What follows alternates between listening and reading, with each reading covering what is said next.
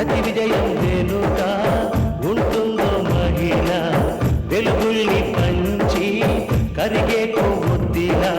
ఆ వెలుగే సత్యం శివం, గుర్తిస్తే నీదే జయం. ఒక మగువ శాపంతో పసివాడే గగనం, ఒక మహిళ శపథంతో కొణికింది భువనం. మధురం నీ చరితం. ఓ మగువా జయీ భవ, ఓ మహిళా విజయీ భవ.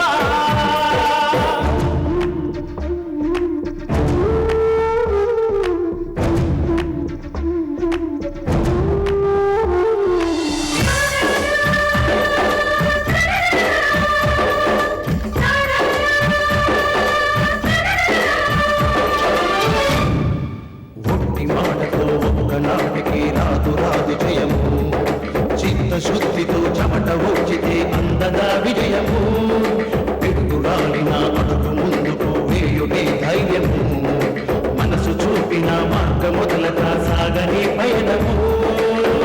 అంతులేనిది నీ సహనము, సాటి లేనిది నీ త్యాగము. బతుకు బాటలో ఎన్ని వెతుకులాటలో, మలుపు మలుపున ఎన్ని ఆటుపోటులో, గెలుపే నీ ధ్యేయం. సాహసమే నీ ఆయుధం, సాధించే నీ ఆశయం. సాహసమే నీ ఆయుధం, సాధించే నీ ఆశయం. నమస్కారం అండి. నమస్తే.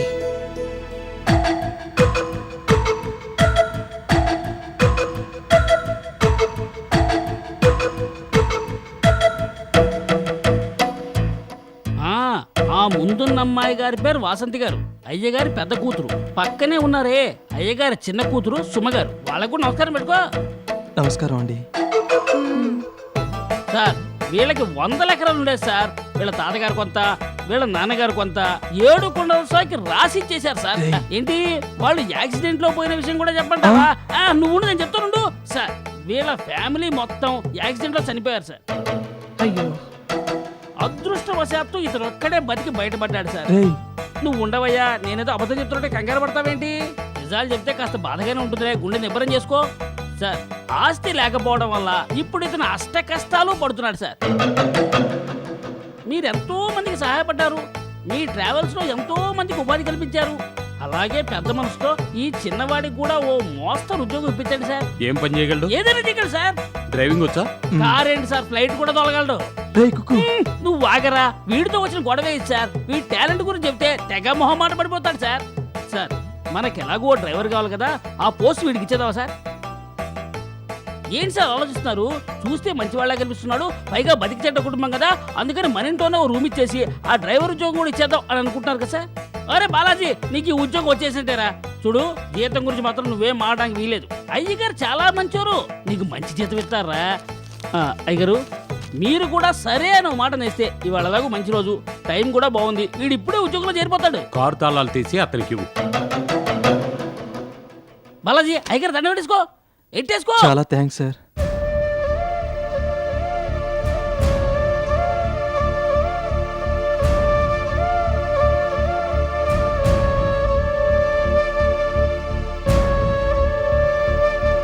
అమ్మా శాంతి, ఏ క్షణంలోనైనా ఈ ఇల్లు మనకు దక్కకుండా పోయేలా ఉంది. ఈ పరిస్థితుల్లో మాలిని తన తప్పులు తెలుసుకుని వచ్చింది. అందరం కలుసుందాం అంటుంది. మాలిని విషయం పక్కన పెడితే ముందు మనం ఇంటిని కాపాడుకోవాలి. దానికి ఏం చేయాలో ఆలోచించావా?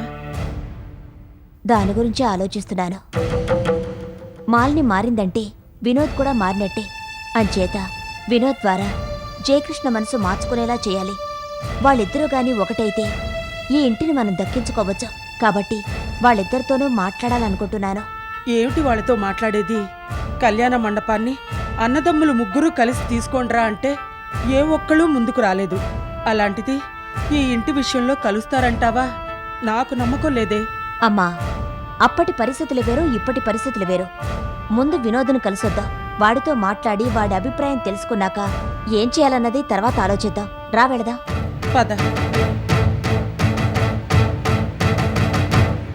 రేయ్, నా గురించి ఎందుకు అలా అబద్ధాలు చెప్పావు?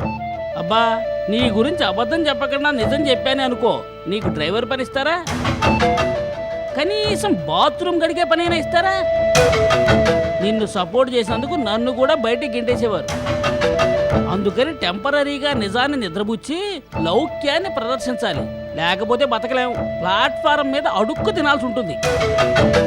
ఎథిక్స్, సెంటిమెంట్స్, నీతి, నిజాయితీ అంటూ కూర్చుంటే చివరకు సూసైడే గతి.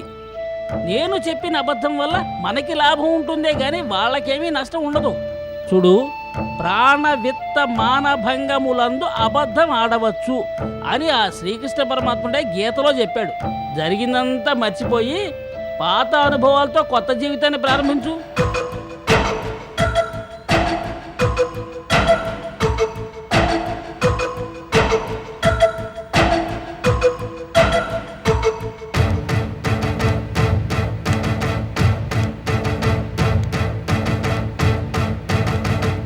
మాలిని, మాలిని,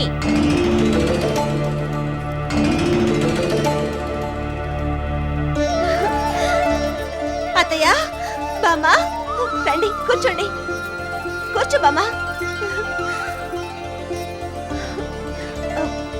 ఏమండి, అత్తయ్య బామ్మ వచ్చారు.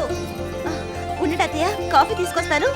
బామ్మ, నీకు పంచదార ఎక్కువ వేయాలి కదా. మాకు కాఫీ లేవద్దు, తాగే వచ్చాం. ఇంకోసారి తాగితే ఏం పర్వాలేదు. ఏమండి, ఇంతసేపు ఏం చేస్తున్నారు? త్వరగా రండి. వస్తున్నాను. ఆ, మీరు ఆయనతో మాట్లాడుతూ ఉండండి, నేను వెళ్ళి కాఫీ తీసుకొస్తాను. శాంతి, ఏమో అనుకున్నాను గాని మాలినిలో నిజంగానే మార్పు వచ్చిందనిపిస్తుంది. అమ్మా, అమ్మమ్మ, ఎలా ఉన్నారు? ఏదైనా పని మీద వచ్చారా?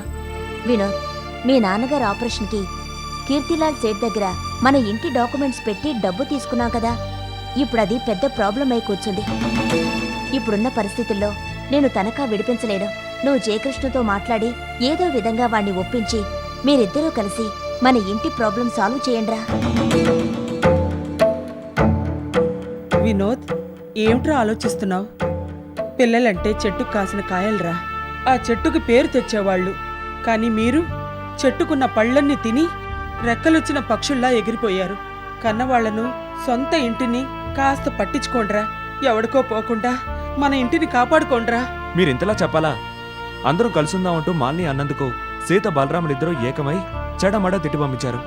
అలాంటప్పుడు అన్నయ్య మాత్రం ఎలా ఒప్పుకుంటాడు? వినోద్, జయకృష్ణ మనసు నీకు తెలుసు కదా. సీత సంగతి పక్కన పెట్టి వాణ్ణి ఎలాగైనా ఒప్పించు. ఆ తర్వాత సంగతి నేను చూసుకుంటాను. అది కాదమ్మా. చూడండి, మీరింకే అడ్డు చెప్పకుండా వెళ్ళి బావగారితో మాట్లాడి ఎలాగైనా ఒప్పించండి. సరే, మీరింతలా చెప్తుంటే నేనెందుకు కాదన్నది? ఇప్పుడే వెళ్ళి అన్నయ్యతో మాట్లాడొస్తాను. ఒరే జయకృష్ణ, మన ఇంటి పరిస్థితి నీకు తెలియంది కాదు. ఇప్పుడు గానీ నువ్వు పూనుకోకపోతే మన ఇల్లు మనకు దక్కదురా. అందుకని నువ్వు వదిన కొంచెం కంట్రోల్ చేసి ఇంటి సంగతి చూడరా. ఏంట్రా, ఏం చూసేది? అమ్మ తరపున రాయబారానికి వచ్చావా? అసలు అమ్మ ఏం చేసిందో తెలుసా? అత్తయ్యని పట్టుకుని నోటుకొచ్చినట్టు మాట్లాడింది. సరే, ఆవేశంలో ఏదో మాట్లాడింది. ఆ తర్వాత క్షమాపణ చెప్తే బాగుండేది. ఎక్కడలేని అహంభావం ప్రదర్శించింది. దాంతో అత్తయ్య బిగుసుకుపోయింది. నా డబ్బుతో గొప్ప వాళ్ళే తిరిగి నన్నే తిడతారా అని అత్తయ్య అమ్మ మీద మండిపడుతుంది. అత్తయ్య, అమ్మ వీళ్ళిద్దరినీ సర్దలేక మధ్యలో నేను చస్తున్నాను. రే జయకృష్ణ, నాకు తెలియక అడుగుతున్నాను. నాన్నగారు ఆస్తిపరుడైంది కేవలం అత్తయ్య ఇచ్చిన డబ్బుతోనేనా? నాన్నగారు ఎంత కష్టపడింది నాకంటే నీకే బాగా తెలుసు. ఆయన శ్రమని, కష్టాన్ని పక్కన పెట్టి కేవలం తనిచ్చిన 25 సవర్ల బంగారంతోనే నాన్నగారు గొప్పవారయ్యారంటే ఎలా? నువ్వు అత్తయ్యని సపోర్ట్ చేసి మాట్లాడుతున్నావు గానీ తల్లిదండ్రుల్ని పట్టించుకోవడం లేదు. నువ్వేదో పెద్ద పట్టించుకున్నట్టు మాట్లాడతావేంట్రా? నా పరిస్థితి బాగుంటే నీ దగ్గరకు వచ్చేవాడినే కాదురా. నువ్వు వదిన నొప్పించి మన ఇంటి విషయంలో కలగ చేసుకోవద్దని చెప్పు. నా వల్ల కాదురా. సీత, అత్తయ్య, మావయ్య మాట వింటం తప్ప నాకు వేరే దారి లేదు. లేదంటే వాళ్ళని ఎదిరించి బయటికి రావాలి. బయటకు వచ్చాననుకో రూపాయికి కూడా అమ్ముడుపోను. కావాలని కష్టాలు కొని తెచ్చుకున్నట్టు అవుతుంది. వాళ్ళు చెప్పిన దానికి తల ఊపుతూ రాజీ పడ్డాను కాబట్టే హాయిగా ఉండగలుగుతున్నాను. ఎంత మారిపోయావురా? మరేం చేయమంటావురా? చూడు, నా వల్ల అయితే ఏమీ కాదు. నీ ఫైనాన్స్ బిజినెస్ నుంచి కొంత డబ్బు తీసి ఇంటి ప్రాబ్లం సాల్వ్ చేసుకో. సరేలే, నా పరిస్థితి తెలిస్తే నువ్వు ఇలా మాట్లాడవు. నేను ఇప్పుడు పీకల దాకా మునిగిపోయాను. మరెందుకు అనవసరంగా ఇంటి విషయంలో కలగ చేసుకుంటున్నావు? అసలు చూడు, ఈ విషయంలో సానుభూతి చూపించడం తప్ప నేనేమీ చేయలేను. డ్రైవర్ కార్తీక్ వస్తారా?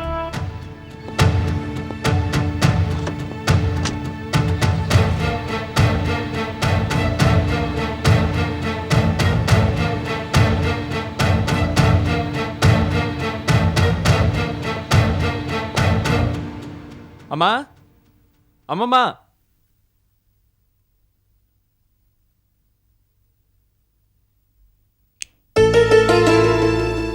ఏంటమ్మమ్మా హాల్లో తప్ప మిగతా చోట లైట్ వేయలేదే? లంకంత ఇంట్లో అన్ని లైట్లు వేస్తే వేలకు వేలు కరెంటు బిల్లు అవుతుంది. ఎక్కడి నుంచి తెచ్చి కట్టమంటావు? వినోద్, వెళ్ళిన పని ఏమైంది? మీ అన్నయ్యతో మాట్లాడావా? మాట్లాడాను. ఏమన్నాడు? నిన్నే అడిగేది. నువ్వు చెప్పిన దానికి వాడేమన్నాడు? వాడిప్పుడు నీ పెద్ద కొడుకు కాదమ్మా, వాళ్ళ ముద్దుల అల్లుడు. వాళ్ళ చేతుల్లో కీలుబొమ్మ. వాళ్ళ చెప్పుడు మాటలు విని ఏదేదో మాట్లాడుతున్నాడు. వాడిని నమ్ముకుని లాభం లేదమ్మా. వాడు మనకేం ఉపయోగపడడు. మొదటి నుంచి అనుకుంటున్నదే కదా. సరే, వాడి సంగతి వదిలే. నువ్వైనా పూనుకొని ఇల్లు మనకి దక్కేలా చూడరా. మాట్లాడవేరా? 1, 2 కాదు, 1,00,000 ప్రాబ్లమ్స్లో ఇరుక్కున్నాను. వాటి నుంచి గట్టెక్కడం ఎలాగా అని చూస్తున్నాను. అవి చాలవన్నట్టు అదనంగా ఈ బాధ్యత తీసుకోలేను. మీరేమనుకున్నా సరే నా వల్ల కాదు. ఒరే ఒరే, అంత నిర్మోహమాటంగా మాట్లాడితే ఎలారా? ఇది మీ నాన్న కష్టపడి కట్టించిన ఇల్లురా. ఈ ఇంటికి సంబంధించిన ప్రతి ఇటుకలో ఇసుకలో మీ నాన్న చెమట కలిసిందిరా. ఈ లక్ష్మీ నిలయం మన పాలిట దేవాలయం రా. పరుల పాలు కాకుండా కాపాడరా. అమ్మమ్మా, నీ బాధ నీదే కానీ నా పరిస్థితి అర్థం చేసుకోవే. అది కాదురా వినోద్. అమ్మా, తన వల్ల కాదంటున్నప్పుడు బలవంతం చేయడం దేనికి? చేసినా పని అవుతుందా? వాడిని వదిలే. మనం వాళ్ళను కష్టపెట్టే కన్నా మన కష్టాలేవో మనం పడి వాళ్ళని సంతోషపెట్టడం మంచిది. వినోద్, నువ్వేం చేయక్కర్లేదు కానీ వెళ్ళిరా. అమ్మా, నువ్వు ఒకసారి జయకృష్ణని కలవడం మంచిది. వస్తానమ్మా, వస్తానమ్మమ్మా.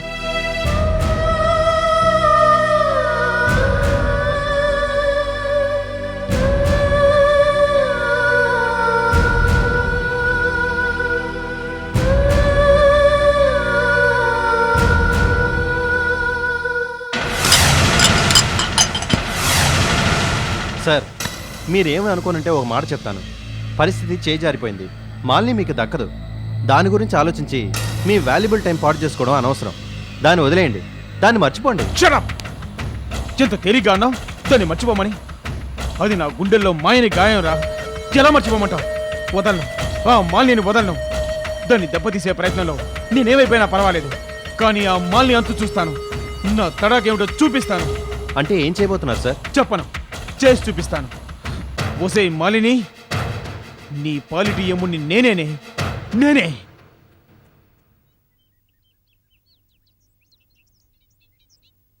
బాలాజీ,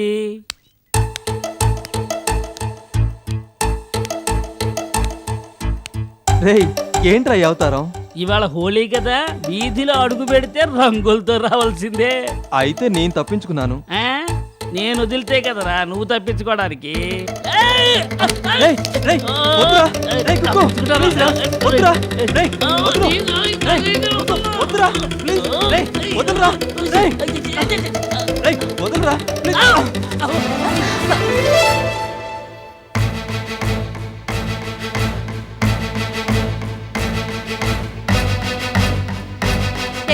ఏమిటి పని? అసలు మీకు బుద్ధుందా? నా మీద రంగులు పోస్తారా? మీ ఇద్దరిలో ఏ ఒక్కరికి కూడా జ్ఞానం లేదా? ఇడియట్స్.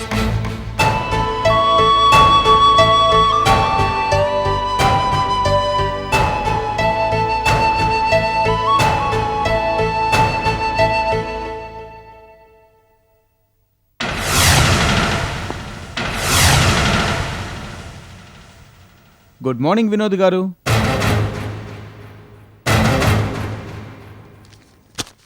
Good morning.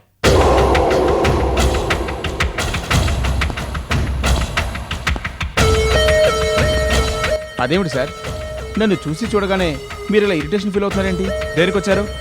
నిజం చెప్పడానికి. ఏమిటా నిజం? చెప్పడానికి నోరు రావడం లేదు. చెప్పకపోతే నా మనస్సాక్షి నన్ను క్షమించేటట్లేదు. మిస్టర్ విఠల్, నా టైం వేస్ట్ చేయకుండా చెప్తారా లేదా? చెప్తాను సార్, చెప్తాను. నేను మీ భార్య. మీరు నా భార్య? శారీరకంగా ఎన్నోసార్లు కలిశాం. భార్యాభర్తలుగా ఎన్నో వెన్నెల రాత్రులు గడిపాం. ఇందులో నా బలవంతం ఏమీ లేదు. మీ ఆవిడ తనంతట తానుగా ఇష్టపడి నాతో గడిపింది.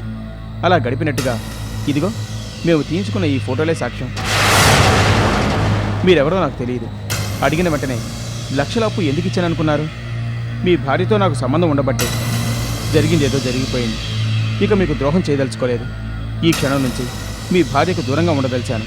కోరినా బతిమలాడినా ఏం చేసినా ఆమె మొహం చూడను. ఇదిగో ఈ కవర్లో నేను మీ ఆవిడ తీయించుకున్న ఫొటోసు నెగిటివ్స్ ఉన్నాయి. ఇక నుంచి మీ ఆవిడ జోలికి రాను. నన్ను క్షమించండి. వస్తాను.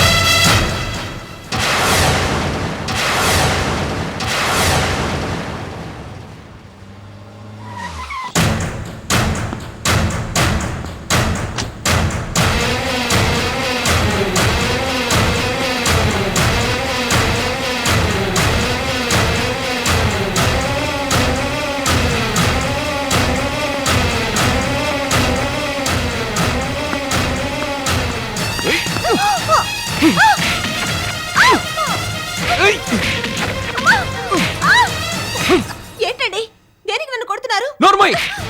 ఆగండి, దేనికి కొడుతున్నారో ముందు చెప్పండి. ఏంటే నీకు చెప్పేది? మీకేమైనా పిచ్చి పట్టిందా?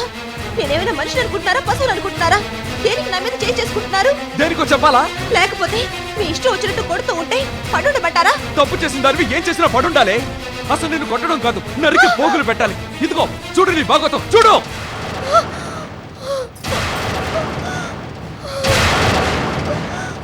ఏ ఈ ఫోటోలు చూసి చూడగానే అలా షాక్ అయిపోయావి? ఫోటోలు చూడగానే మాట పడిపోయిందా? కట్టుకున్న వాడిని నిలువున మోసం చేస్తావా? మొగుడికి అనుకూలవతిగా ఉంటూ నువ్వు చేసేది ఇదా? అసలు నువ్వు మనిషివేనా? నాకు ద్రోహం చేయాలన్న ఆలోచన నీకు ఎలా వచ్చింది? నేను నీకేం తక్కువ చేశాను? ఏమండి, ఈ ఫోటోలు నిజం కాదు. అబద్ధమా?